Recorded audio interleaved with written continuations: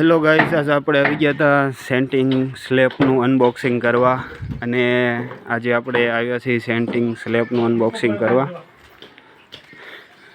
આ કામ જુઓ,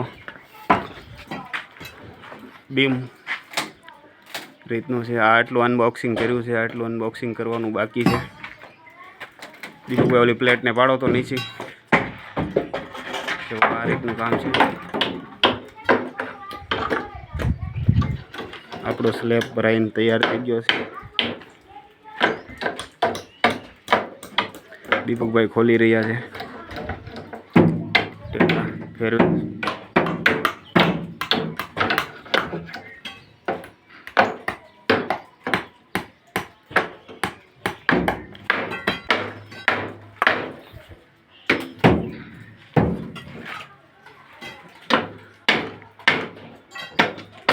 દીપક પ્લેટ પાડી દો આમાંથી, શૂટિંગમાં આવી જાય. ગાબડું આઈન પર પાડી, આઈન પર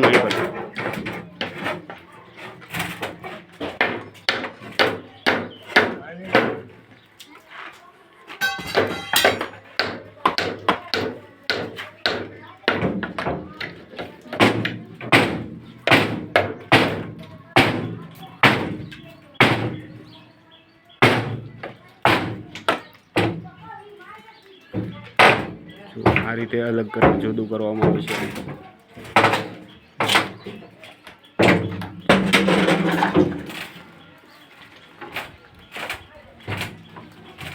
દીપા યુટ્યુબમાં વાંધો નહીં.